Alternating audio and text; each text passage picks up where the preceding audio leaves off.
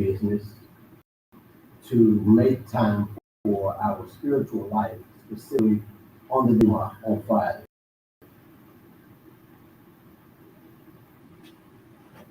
And we understand very our spiritual obligations and responsibilities. What that suits with, more or less, is going back to business and trade after you have completed those religious obligations. Business as a forgotten sunnah, our prayers, wudu, fasting, all of the ritual obligations that we have as Muslims are those sunnahs that are usually focused upon and well understood. For myself and my personal observations, forgive me, and for many others who may have made this observation as well, there's a terminology that I've heard being used as it relates to business. And when I say business, that's not speaking only to business owners and entrepreneurs, but business as a whole.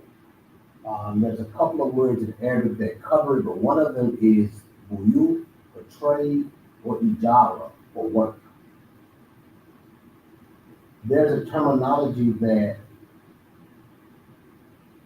has become commonplace, which is dunya and deen. Is there anyone who hasn't heard that being used? So we say our life in the dunya and our life in the deen. When that's said, what it commonly means, or what it commonly implies, is that there's a separation in the two. So we have our spiritual life, which is what we do as Muslims. And then we have our actual lives, which is what you have to do. We have to pay bills, we have to take care of our families, in this society at least, which is a consumer/capitalist society. You have to pay rent, you have to pay utilities, you have a host of other things that have to occur. And those things require some form of currency in order to accomplish those things. Deen versus dunya is a concept that is not rooted in the religion of Islam. Deen versus dunya is a concept that was neither taught nor practiced by the Prophet Muhammad sallallahu alaihi wasallam.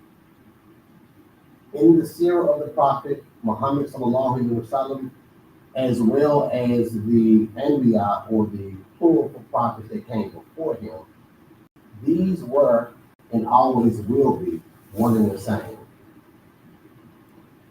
Because we are people who follow divine guidance, when it relates to our dealings with business, we have divine providence and injunctions guide us in business. So I wanted to start there, because when you hear deen versus dunya, praying, fasting, being kind, all those things are considered part and parcel of Islam. Unfortunately, in some circles, and what has become commonly understood, or at least a loud minority understood, is that once we move into the segments to discuss business and trade, they're coming outside of the fold of Islam to handle something else that's potentially looked at as a necessary evil. We have a terminology here as well that money is the root of all evil. And I think that does a lot to connect that particular faction of our life to something that lacks spirituality. Business, which has been categorized as dunya, and deen are one and the same for us. my orientation is similar as well as different to a lot of my physical participants here, but very similar as well. When we discuss what needs to be done today in our society, we recognize the social ailments of our society. That comes from the component that we consider to be our dean in most conversations that I've had. When we get to the solutions of that and the mechanics required to accomplish those social repairs, then we move into a business discussion.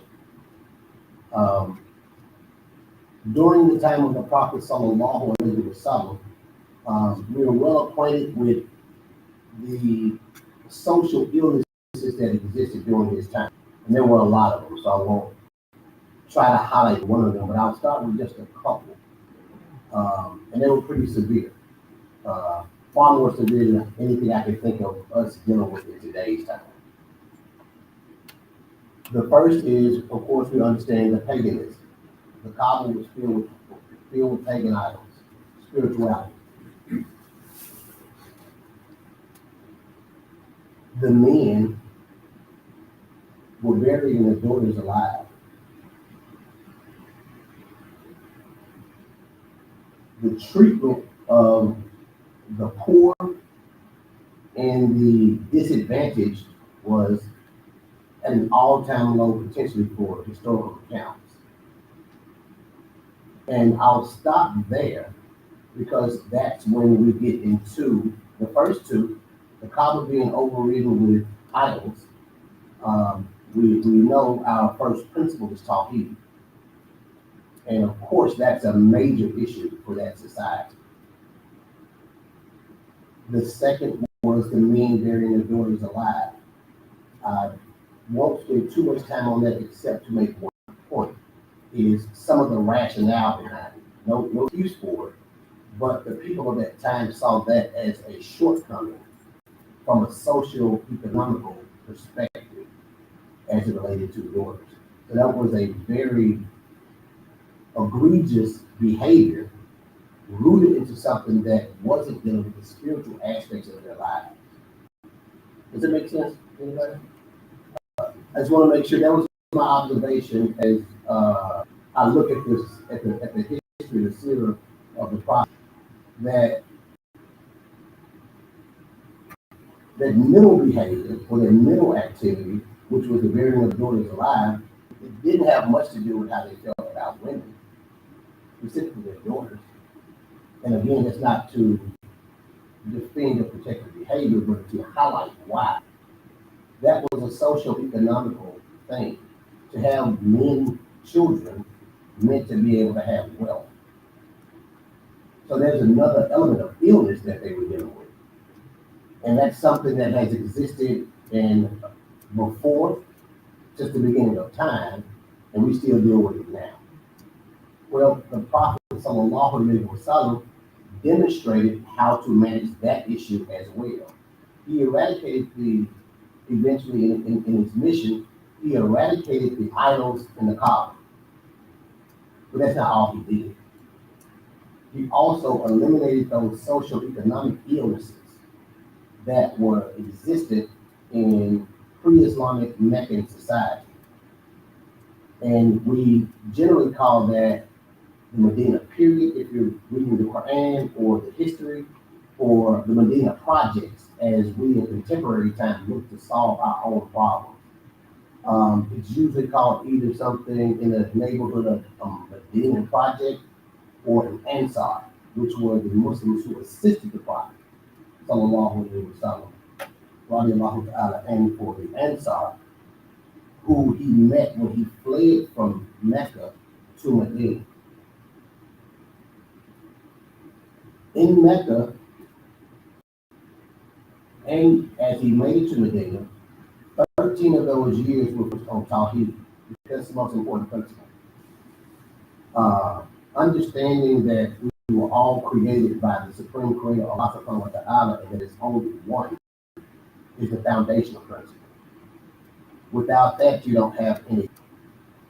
However, it doesn't stop there, nor do the boundaries of what deen is stop with the spiritual aspects.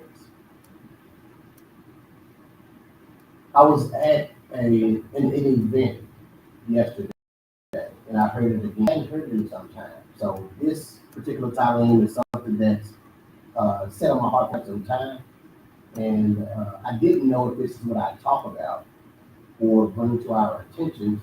But we were at an event. It was a economic civic event full of Muslims, and I heard someone say something um, reminiscent of what I just started out with. And he said, we need to get back to the days of the Nation of Islam. And for my audience, I'm sure you guys have way more history on that than even I can try to uncover. But there were some very fundamental things that were addressed during that period, and they were targeted during that period. Um, and the statement was true. We definitely do need to get back to those times. And the reason for the title today, Business or Ijara or Buyu, the lost sunnah, is because in contemporary times, this is seen as something that started there. Now, it was very beautifully executed in America during that time. But that principle did not start there. That principle, being a key component to religion, has existed since the beginning of time and was clearly demonstrated during the life of the Prophet Sallallahu Alaihi Wasallam. Unfortunately, we have thrown out the baby with the bathwater. And by we, I don't mean the audience members, but I just mean society, and specifically the Muslims, who view deen and dunya as being separate. Because if you view them as separate, then you manage them as separate. If it doesn't find its included in deen, then it loses its divinity. It loses the implications, just like our prayers. Prayers are obligatory for us, and we know we have to do those. So we strive to perfect those, and we'll never leave them off or stray too far from them and back to them, recognize those as part of our obligation. In the very end of the story Imam Wali started off with, and moving into where we are in today's society, it starts out with two things. One is to leave off commerce and trade, to come to the masjid and to reconnect with our spirituality. I hope, inshallah, he may even know the end of that particular surah or have it in front of him. If you would, read what it tells us to do after we leave the masjid.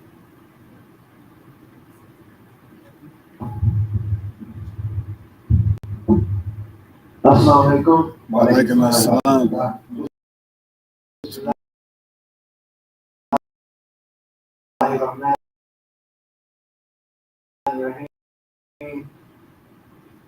This is ayat that says, or ends saying, leave off business and traffic, that's for you if you but knew.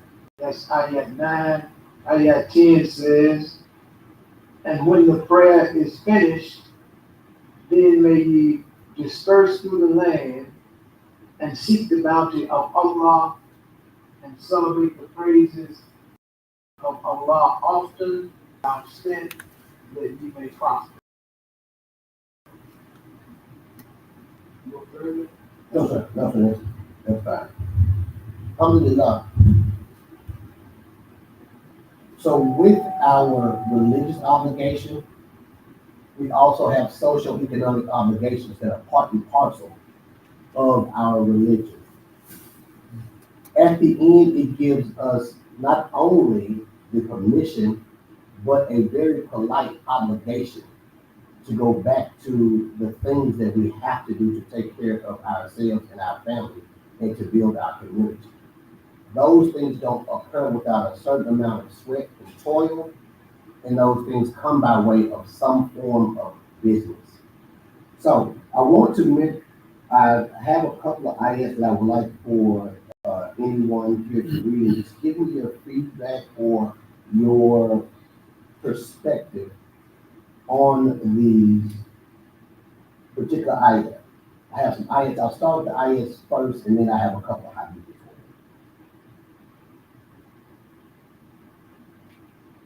Surah al-Baqarah, which is Surah number 2, ayat 282. Anyone, inshallah.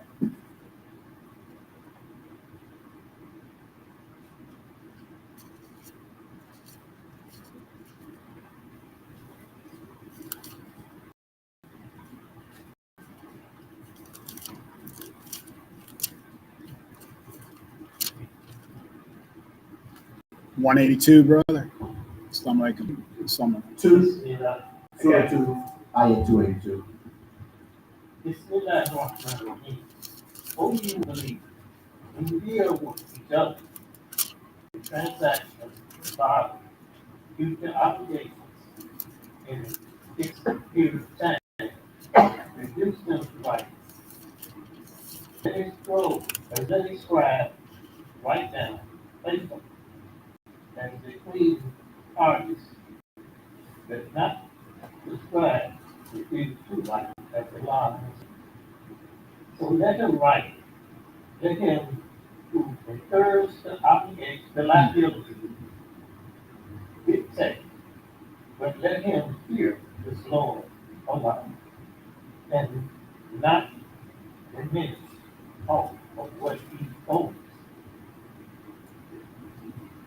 If the party liable is mentally deficient or weak, unable himself to dictate, let his guardian dictate faithfully, and let two witness out of your own deeds.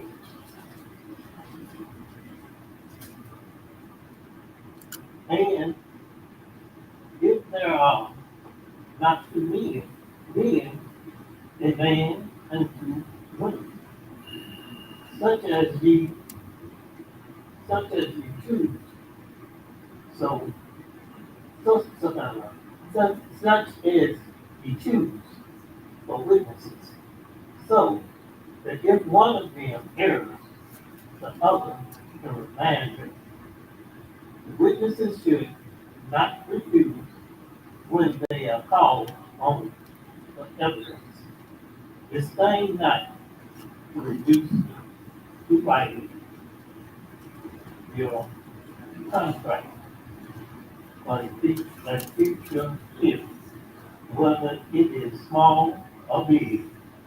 It is justice in the sight of Allah, more suitable as evidence and more convenient to prevent doubts among yourselves. But if it be the transaction which you carry out on the spot among yourselves, there is no blame on you if you reduce it not to writing. But take witnesses whensoever you make a commercial contract, and make neither scribe nor witness suffer harm. If you do such harm, it would be wickedness in you.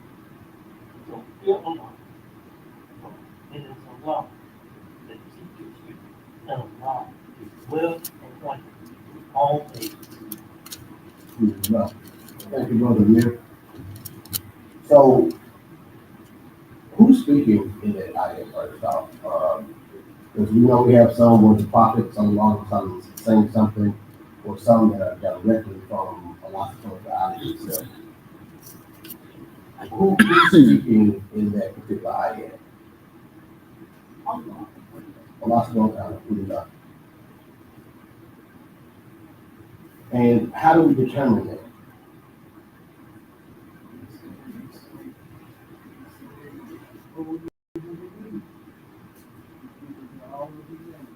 Alhamdulillah.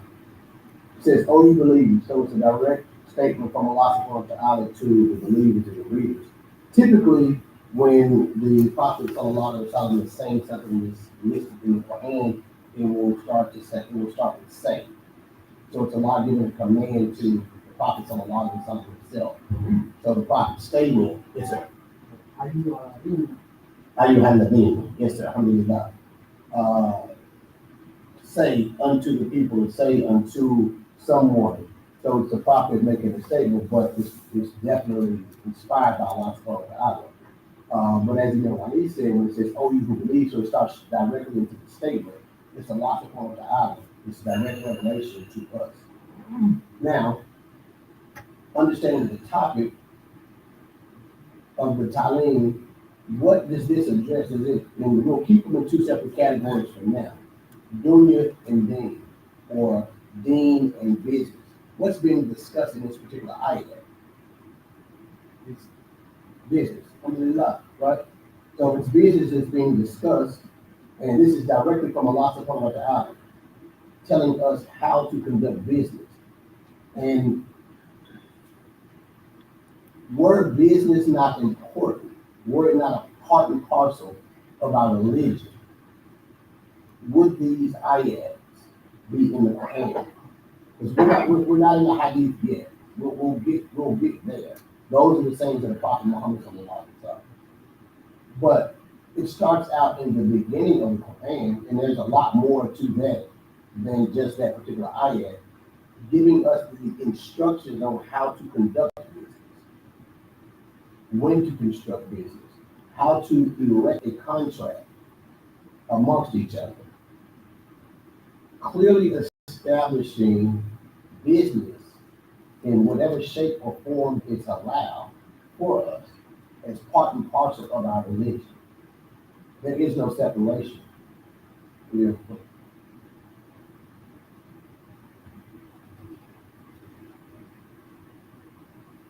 Moving backwards a little bit into that same surah, Surah Al-Baqarah, ayat 188.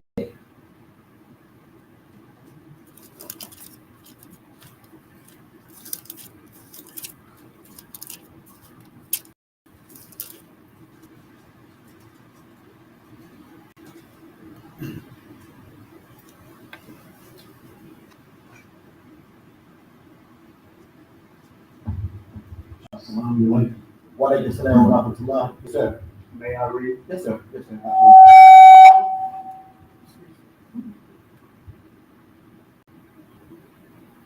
أعوذ بالله من الشيطان الرجيم. بسم الله الرحمن الرحيم. And do not eat up your property among thyselves for vanities, nor use it as bait for the judges, with the intent that he may eat up wrongfully and knowingly a little of other people's property. Alhamdulillah. I'll ask this question again. And this can change throughout the week. I have a couple of additional. Who's speaking in this particular ayat?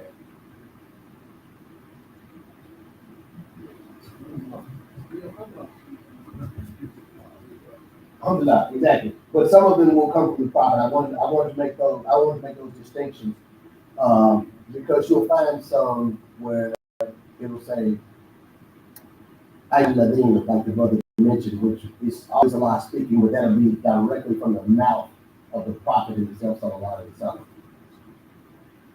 To make that distinction, that as well as the hadith that do the same thing are labeled as hadith Qudsi versus hadith that are from the Prophet sallallahu alaihi wasallam himself. It distinguishes what was direct revelation versus what the Prophet himself spoke and kind of stated.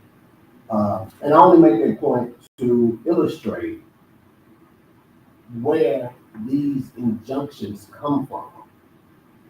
The injunctions that we're talking about that deal directly with business, and it goes on and on. I have a list of, and I haven't calculated or counted, but I have a list here of over 30 or 40 different ayats dealing with business, trade, commerce, usury, contracts, honesty, transparency as it relates to business directly from Allah subhanahu wa ta'ala himself.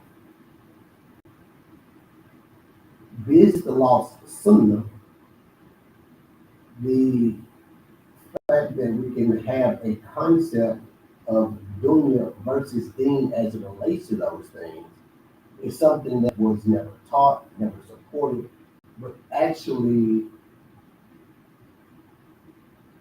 commanded of us to behave in a certain way for Allah subhanahu wa ta'ala.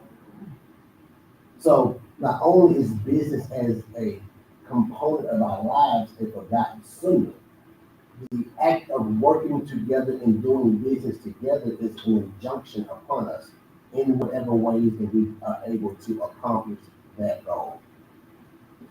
I want to say that to start,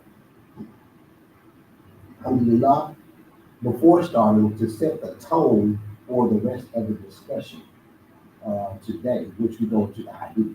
I felt remiss starting with this particular type of conversation and making those type of statements before firmly rooting them back into their origins, which is the word of Allah subhanahu wa ta'ala.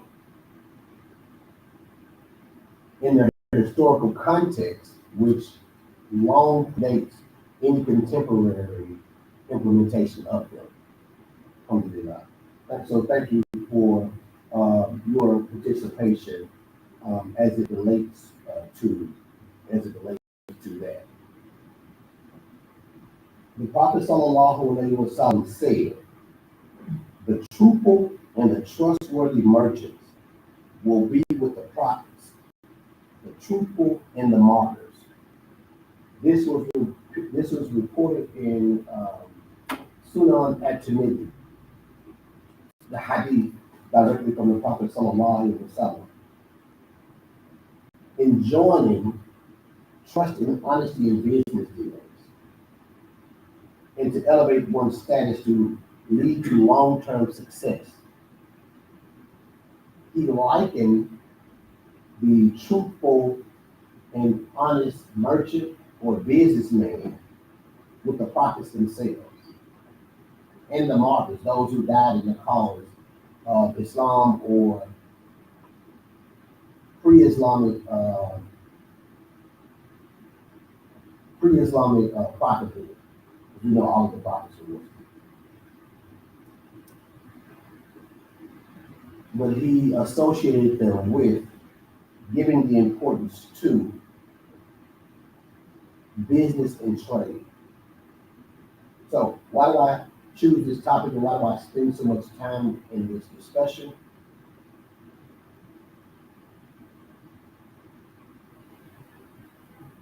I'm not sure who's all a Memphian here, a native Memphian, or any city around the country, more very specifically, cities of color.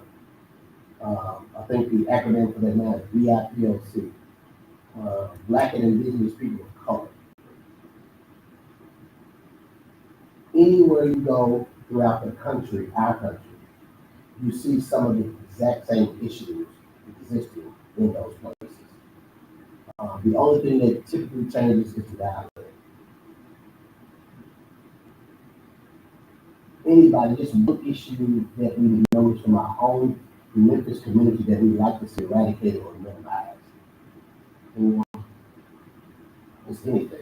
There's no wrong answer to that question. Crime.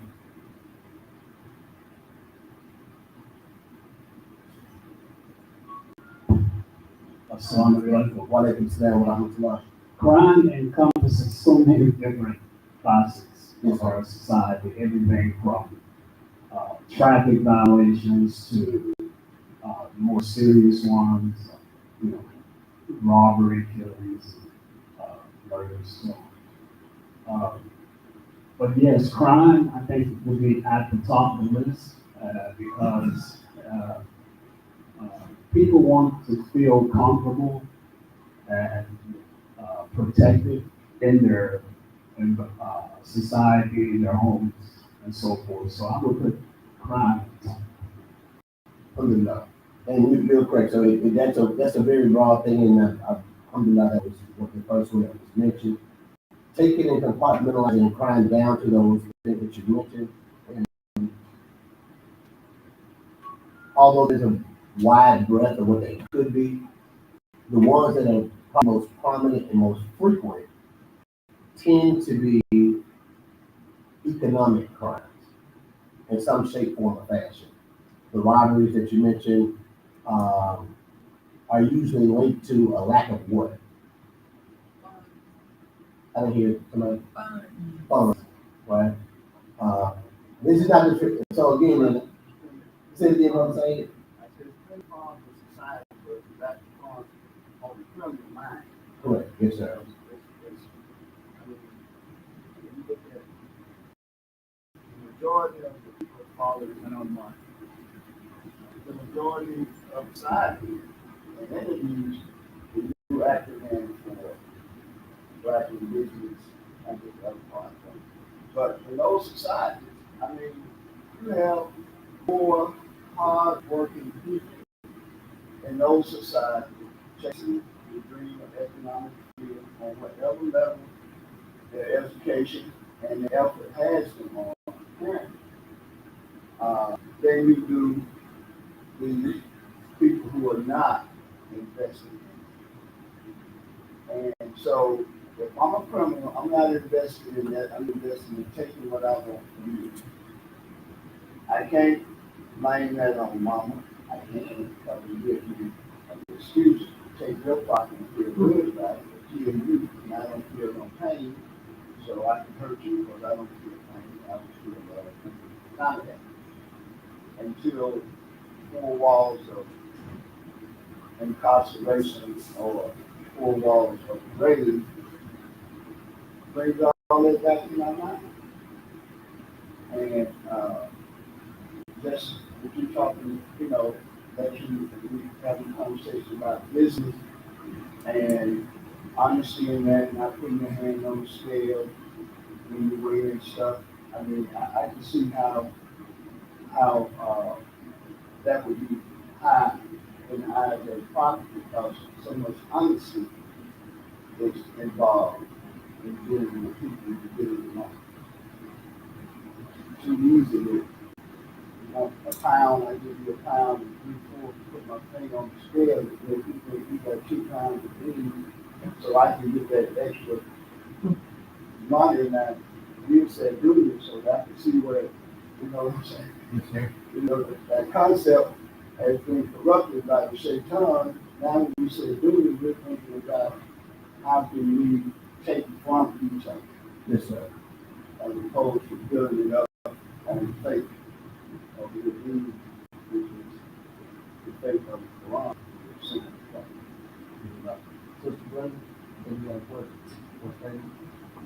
But I was really, I could not hear. Oh, I could not hear. okay. Was it me or something? I think it was the mic there. Okay, that's right. Okay, I just wanted to identify.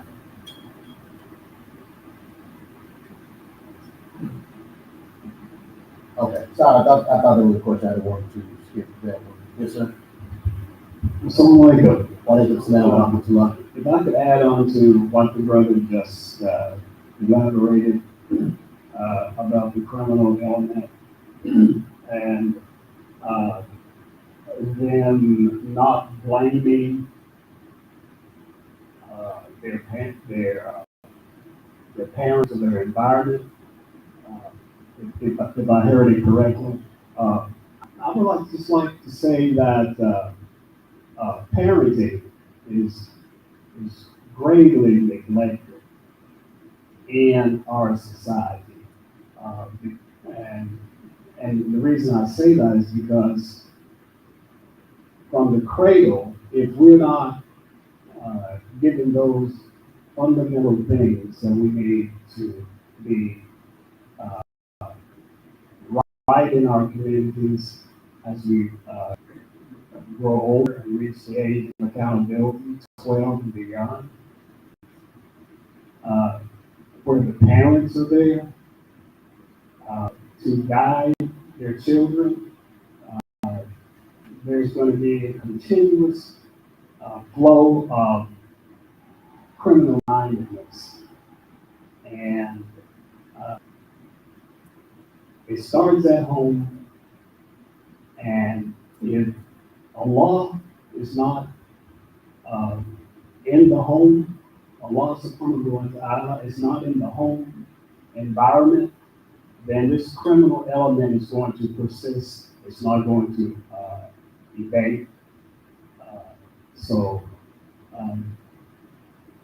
personal responsibility and accountability is, I think, where a lot of our issues lie, and vanities, uh, and particularly our women folk, uh, because they play a major part in the upbringing of our children.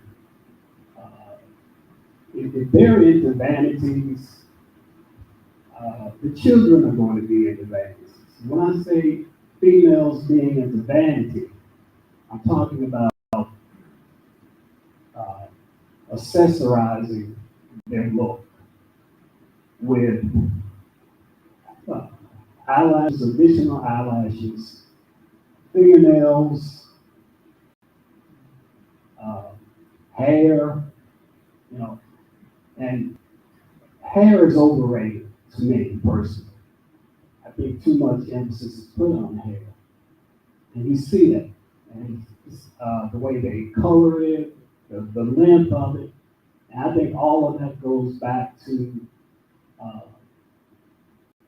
slavery, wanting to emulate the slave master, and anything that uh, you can do to emulate the people in power, then uh, they, we feel like we are on the right road, which it's not. And could you uh, elaborate on that? I have a question first, and I'll connect those to Sister Brenda, because I want to get back to Brother Saeed. I'll kind of take those and wrap them into one. As-Salaamu. As-Salaamu. Well, I believe, I'm not even going to make a comment about what I just mentioned, but originally you asked about crimes. Mhm. Okay, crime. What kind of crime? And I see not only economic crime, but educational crime, which, comes into what the brother here was alluding to.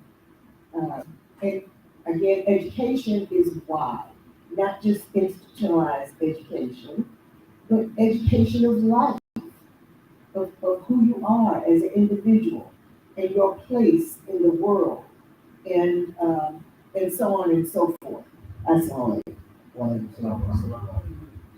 So, As-Salaamu Alaikum. Why Just a couple of points when I hear the word power and the use of power, the way we use the power. Power to me means, first of all, it's something that is given to you as, obviously, as a gift. The use of power is good, but we also experience the abuse of power. And that's what we're dealing with a society that don't understand how to use that special gift of power when you exercise that God-given power that He gives us as something to use for the good of humanity and not the abuse of it to lower the standard of what humanity should be striving for. So when you look at the word use of power and the abuse of power, I think that we have our understanding of where we should be at in a spiritual realm should be how we exercise the power that is endowed upon us. So, As-Salaamu. so, I think the top thing I would say is poverty.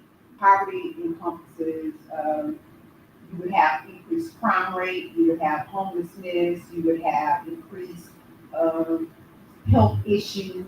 So if we would get the poverty under control, and during the Nation of Islam, 'cause my father, came in 1969, that was a transition that helped our people get on track. They had people from different backgrounds, and as y'all know, from all walks of life to turn themselves around. So I think if we get that understood and together. Also about the women and long eyelashes and hair, we can speak on the same or the flip side for the men because I dress very demure, as they would say, as a teenager, the new TikTok thing. I dress modest because one, I'm a Muslim, not just because I come to the masjid. It's how my parents raised me, how I identify, and if I want to be appreciated by Allah, by myself, by my family, I have to know that my parents did one thing, but society will shape me. So I know people who were raised by a good home and society. If you don't get a good grip on that, or your mental is off, that will shape you too. It's some people they're lacking. They want that 30-inch hair. The women, I don't know why, or the eyelashes, or the guys that want their tennis shoes to do all that. It's attention seeking factor is what it is. So when you're confident in yourself and you know that you love Allah first, I think that in itself we wouldn't have that issue. So I think we need to address the poverty, and we need more. As Muslims, we need to reach out more and address those issues, and that's what I feel about that. also, let's look at society as the social spoken earlier. A lot of us, some of us, in many cases, brought up in a decent home with decent values and morals and principles. But when you leave that home and get into the world, then we have to realize society is to teach us way. Assalamu alaikum. So, those were all great pieces of commentary and observation, and there were there. So those were all accurate and great commentaries on the discussion. I want to try as best as I can to encapsulate those together because the issues that we have as a whole, as pretty much everybody has stated in their own language, is they're broad. There's a lot of problems, but there's always been a lot of problems. There's no time in history where there weren't a lot of problems, and it took a myriad of things to solve those problems to whatever degree you could solve them by. I'll take one step back to the original reference, which was the time of the Prophet Sallallahu Alaihi Wasallam, which is our initial form of guidance. And this is a rhetorical question for us just to think about: is what do we have today as a list of issues and problems that did not exist during the time of the Prophet? That's rhetorical. Just from the the people that he dealt with, the lack of education, the level of poverty, the lack of religious minded people in that society. We could pick one thing alone, and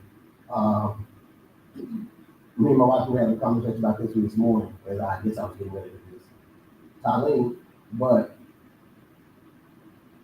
the men were burying their daughters alive. That's what we started off with. Now we have versions and forms of that maybe still going on today, not to that degree though.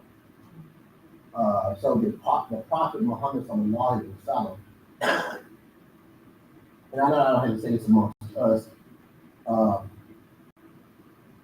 he's not with mythology, he's an actual person who walked the earth. So those stories are for real. That actually happened.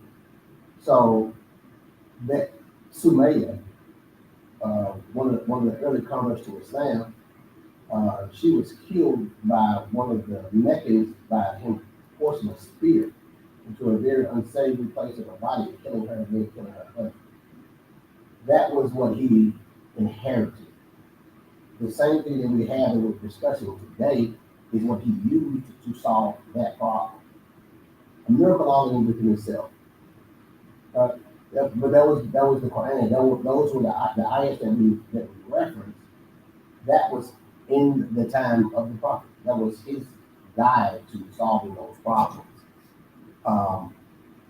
Bringing us to the point of Dean versus Junior. Sister Brenda mentioned education. Yes, absolutely. We have to educate ourselves. First of all, we have to educate ourselves. It starts like the brother mentioned in the house. And then once it's firmly rooted into the house, it comes out of the house. In the first place it comes to outside of that is where we are now.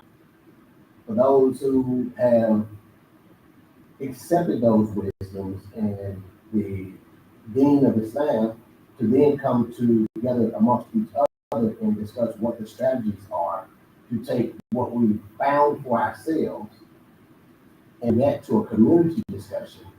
Then take those community discussions. I'm sorry, I forget who made that mention. I think Hanifa, you made that mention about the society. It has to go, that has to go out into society. And I've included what everyone said. I want to kind of go back to even what Brother Shaheed was mentioning, because no, we're not responsible for other people's behavior. How someone acts under any set of circumstances is their own individual responsibility. However, for us as Muslims, are responsible for society to the level that we can have a change on it. But we are responsible for society. There is a hadith that I don't have listed here, so I'll say it more or less. But there was a people who was a very weak, corrupt set of people, and Allah subhanahu wa ta'ala sent the angels down to destroy that nation or that group of people because of how wicked they were. When the angels made it to that particular town, they found that there were 2 or 3 righteous Muslims amongst those people. And when the angels came and saw that there were Muslims amongst them, they went back to Allah subhanahu wa ta'ala and petitioned, there's Muslims amongst these people, so should we destroy this area? And Allah told the angels to destroy them first. There's a reason for it. He told them to destroy the righteous Muslims in the environment first. The reason that was given according to most classical scholarship is because those Muslims in that area were not speaking out against the things that were going on in that area. Right? So that nails down the responsibility to do something. And so I want to somewhat qualify the point in our discussion today is you can only do what you can do, but you have to do all that you can do as Muslims. It's a commandment. The same as 5 daily prayers are a commandment for us. But you may have someone who has some type of ailment that prevents them from making salat. The I don't want to use the word correct, but the classical way. Stand up, qiyam, ruku, jalsa, back up and down. That doesn't free them from the responsibility of praying. It only means that you have to modify the way that you pray. But the prayer itself is an obligation. Well, it's the same thing as it relates to change society. You may not have the wherewithal to change everything all at once, or you may not have the power or whatever the case may be. Neither did the prophet all by himself. He was a leader for that. And that was what we were going to move into as kind of a next point of discussion is during that time, the first person the Prophet sallallahu alaihi wasallam is debating a little bit between Ali and Abu Bakr and Khadijah, but the first thing he did was take that message to like-minded people. Did you have a question there? It's just kind of a Before I say it, kind of coming of some kind of mid-seven, like in my soul about the statement about Allah destroying the righteous first. Mhm. Uh, to me, that it seems like that's if it's in the right context. If a person is doing what's right, then I know it doesn't insulate them from some harm that comes to them, but that doesn't mean that that's punishment or chastisement on that person. But I don't know to say that Allah destroyed the righteous people. The righteous?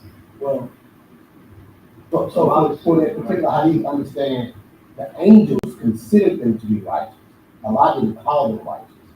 So when the angels came to that area, the angels considered the people there to be righteous. So that was per their observation. They weren't really the righteous. Yeah, or they had a level of righteousness.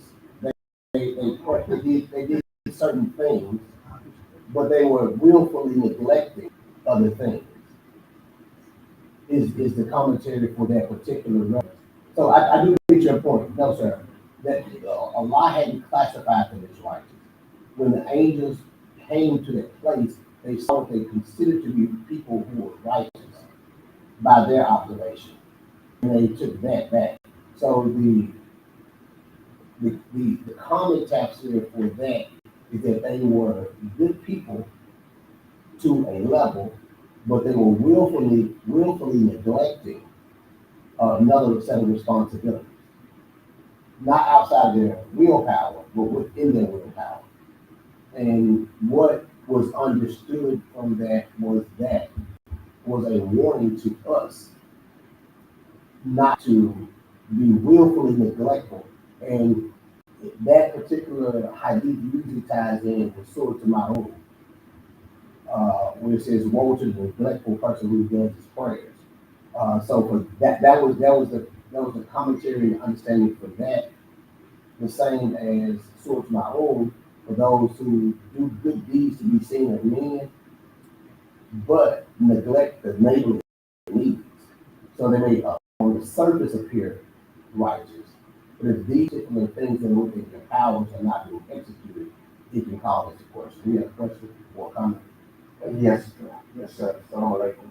Why I guess it's basically just posing the idea of saying like what you are referencing to is how, as Muslims, how we have an obligation towards certain things, especially if we see something that is wrong within the society or in the home or in the family, how we should speak against that, stand up against that, and how it tells us three ways in which we should those type of things.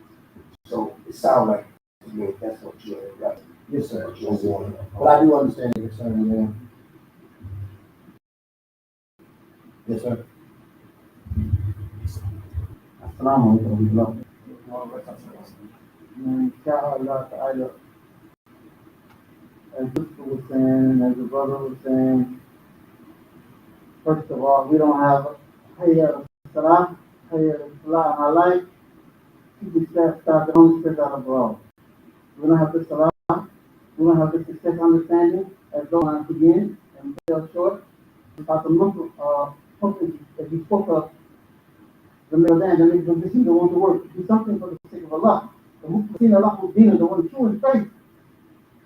And then, sometimes we fall short, or you have some sickness. I have to sit down, but I have to do this, something accident, an injury.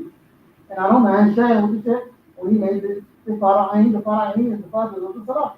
That's happened. You understand the happening? Yeah. You understand it was fought was the time of Salah.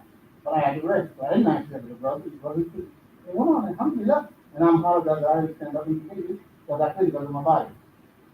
So, the ones that are lost, the sister with the blonde hair and black body, and the brother with the dragon pants, and the butt hanging out, everybody's not going to be on the summer problem stuff needs. So the ones who didn't get up and got some position in life, don't look down on the one who didn't have them fall short. Try to be there for them to make some position for them in life. That if you can, but don't just get it, I got it, now I'm going on, don't do that. Oh, that's not the faith, that's not what you're allowed in. You have to concern for everybody, not just yourself. And don't forget, the human is sort of the Haka is the true way of the Qiyamah, where you try to be raised up and be properly from Allah subhanahu wa ta'ala. He wants to blow. He has everything controlled. Have faith in Allah, inshallah.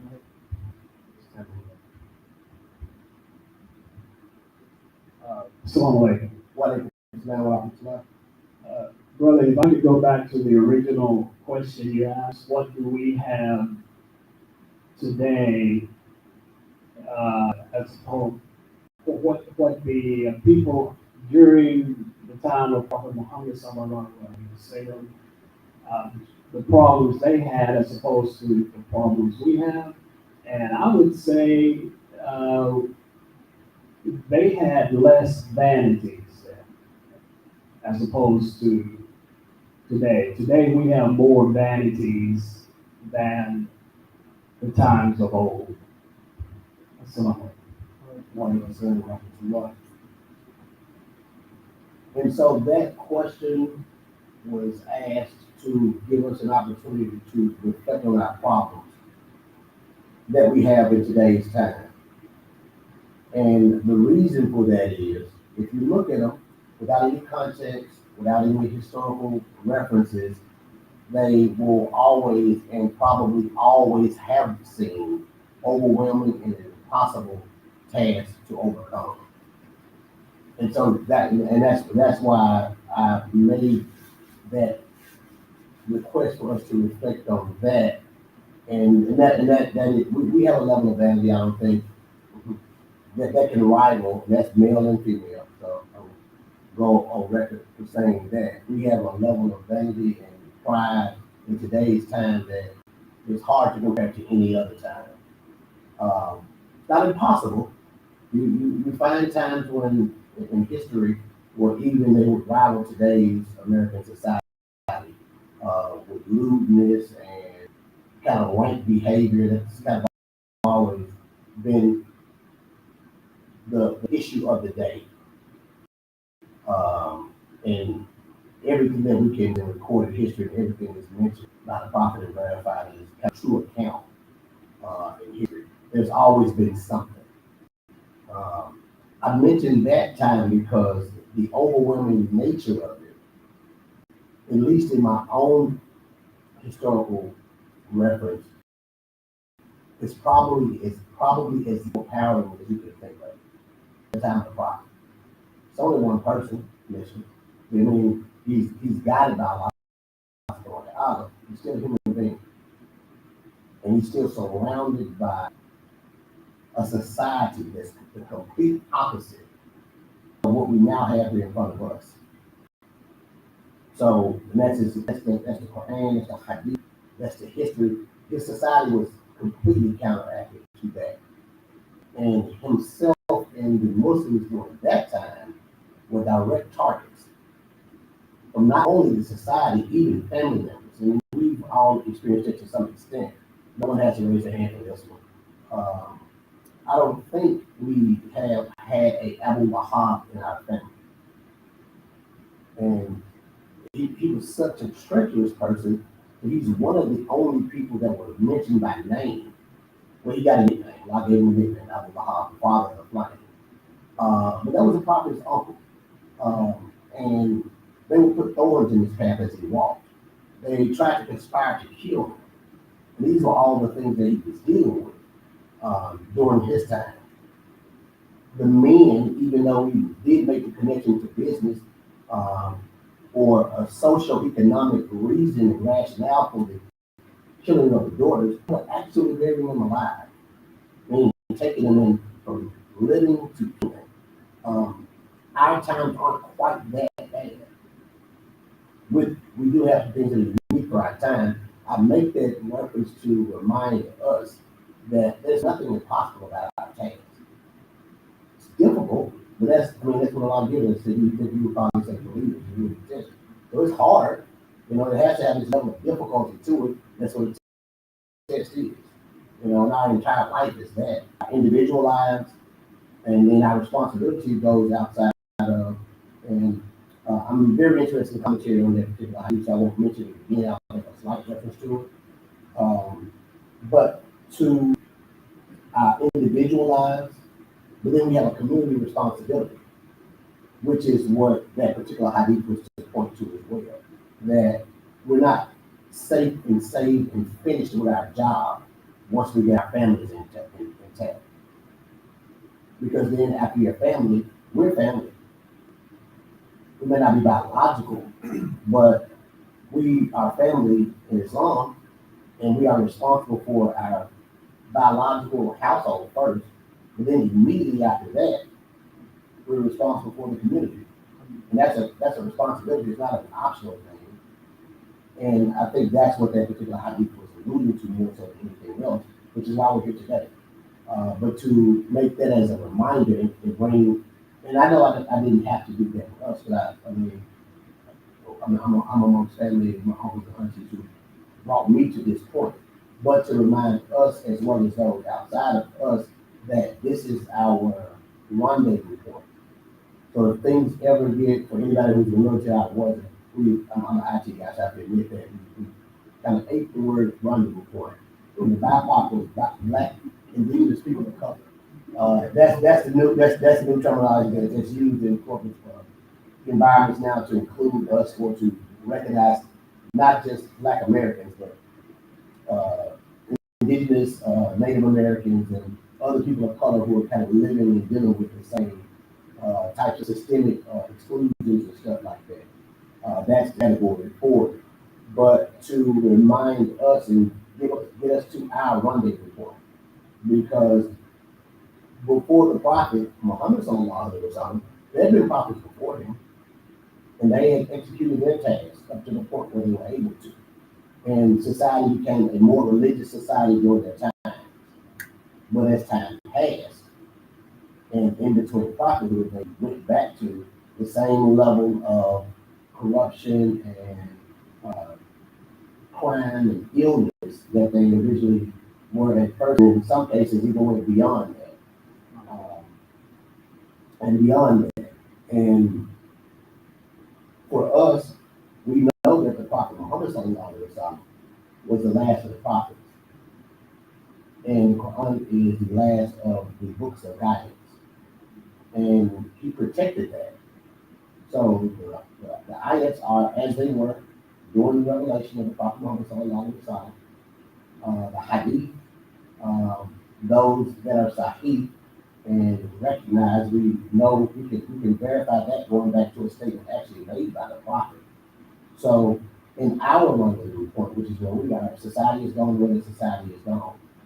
And from then to now, there's been a lot of resurgence of religious, I think you know what Muhammad before he said we're in a time of religion, right? Now when he said that to now, we're probably no longer quite like in the same time that he was mentioning, because in between time, then people tend to go back to their vices. And so the responsibility is for us because we're the ones left behind. And succession planning, and I think I mentioned this in the previous, at the time of the Prophet sallallahu alaihi wasallam, in the time of the Prophet sallallahu alaihi wasallam, or at the end of the Prophet's life, rather, before he passed away, when he passed away, the Muslims were in disarray. All the way down to the toughest and roughest of them was that he considered to be Umar. Umar was sobbing and distraught. Abu Bakr grabbed him, kind of shook him like, hey, it's not the time for that. You know, we gotta, he's gone. But his exact terminology, more or less, was for those who worship Muhammad, Muhammad is dead. For those who worship Allah, Allah is alive and he never dies. So this is with the Prophet himself. Like, this is his attitude toward it. It's like, hey, he's gone now, but he left behind the blueprint. Now it's your responsibility to pick it up and move forward with it. And the same thing with each and every leader that we've ever had as a Muslim community at large and us individually. At the passing of someone, it's our responsibility to pick the ball up and to move it and to move forward with that. Yes, sir. Assalamu alaikum. Wa alaikum assalam. being a guy that, being a young man that's 30 years old, that's in the battlefield with these criminals that we call criminals. Talk about it with Mike. Yeah. Yeah. Being a 30-year-old man that's in the battlefield, that grew up with this generation, with the criminals that we talking about right now in the community. How we help our community is we have no put soldiers into the battlefield and amongst these guys trying to bring me because I had to make a choice after I made a couple of mistakes. If I had a brother that was trying to tell me ahead of time to come on, to come, come to Muslim, come to Islam, it'll be different. I mean, it'll be a little bit more cool when it comes down to life because you have just like when you out there doing your thing, not now just like when you out there doing your thing, you got foot soldiers out there doing foot. And I'm living this lifestyle. I'm living this kind of lifestyle, so I know the dynamics of how you win when it comes down to the battle. Now, I feel like we had lack of, well, I feel like it's lack of people pulling people in. It's like you just can't point a finger and just be like, well, it's probably neighborhoods down there, and everything. It's not going to work like this. It's going to work more like we need people down there with us, amongst them. That's trying to be in their ear, telling them person by person, even they do, just like they make cell by cell, person by person. And maybe we get a different outcome when we come down to this community situation because there's not enough of us in the battle. Strong brothers in battle. There's a lot of older guys. I mean, there's a lot of elders. And we want to change. They want to change. They want their community better. But people like me, we need an example first. If that makes sense. It does. Alhamdulillah. Thank you for that. You are absolutely correct. Alhamdulillah, thank Allah for our elders, for our seniors, for our advisors and our guidance.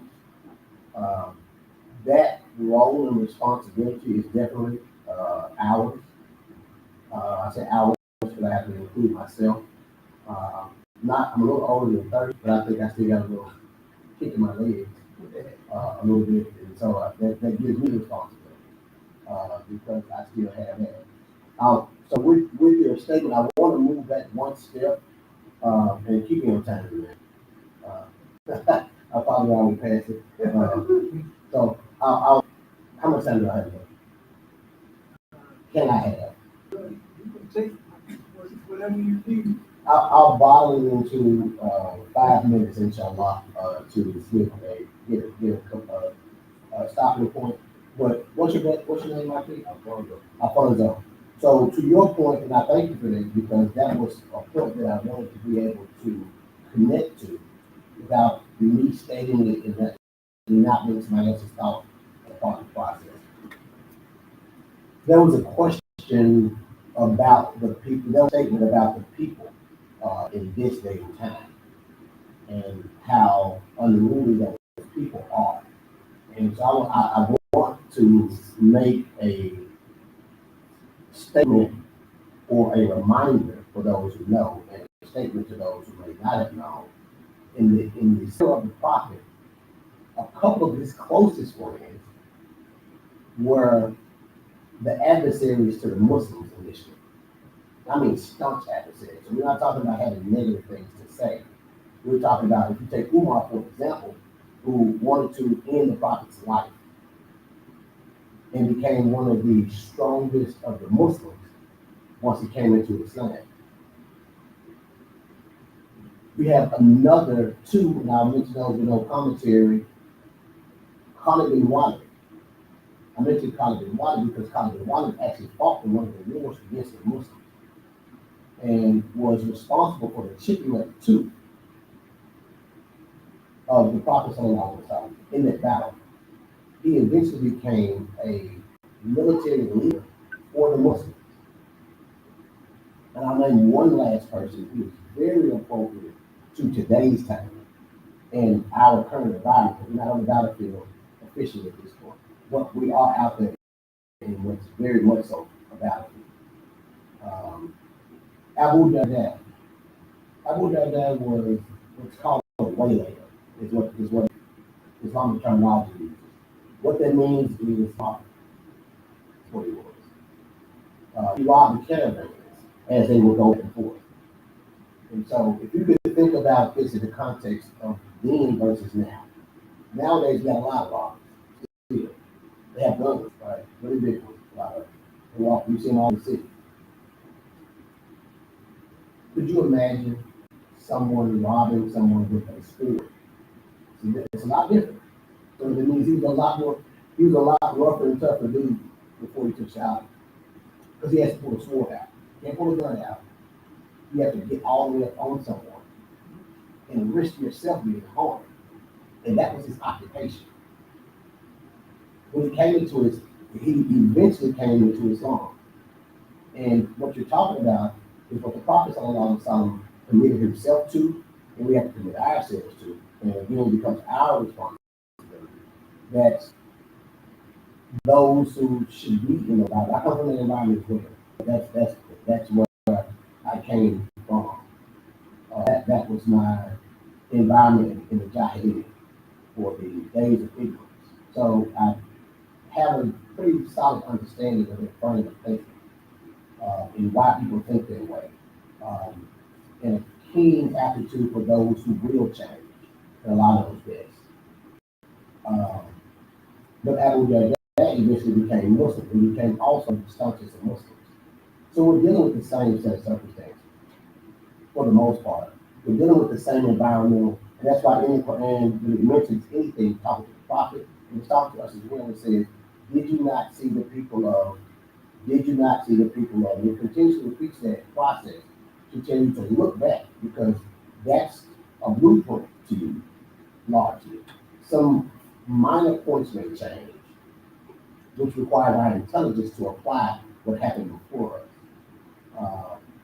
But alhamdulillah, I'll take a wrap up point here to say the point is that we have a responsibility, and this is one of our main topics of discussion. If we don't discuss it, we don't recognize how important it is, and under whatever context the angels were sent to those people that were amongst the non-Muslims.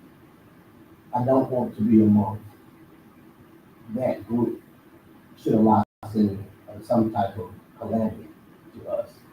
So that becomes my responsibility to mention to you guys. As-Salaamu Alaikum.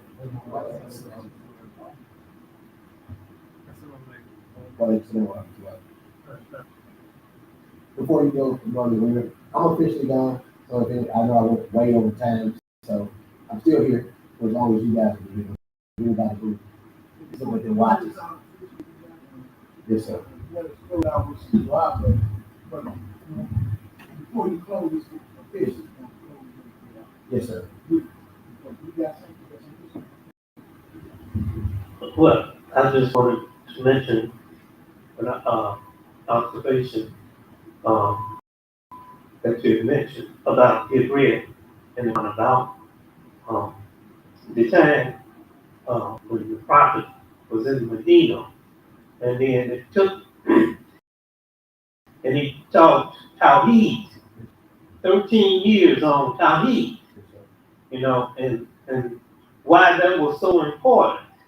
And I think why we just went over why it was so important in Tawheed, you know, about all of the things that was addressed.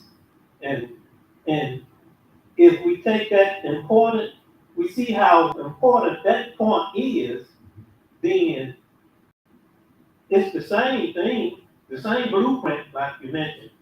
You know, if we take that blueprint and then we apply spending that time on Tawheed, making sure that's thoroughly, you know, in the minds of the people, then, you know, we can build on that much more greater, you know, and we'll more likely to have greater success in doing service. Inshallah. Bismillahirrahmanirrahim. سبحانك اللهم وبحمدك لا إله إلا أنت أستغفرك وأتوب إليك. السلام عليكم.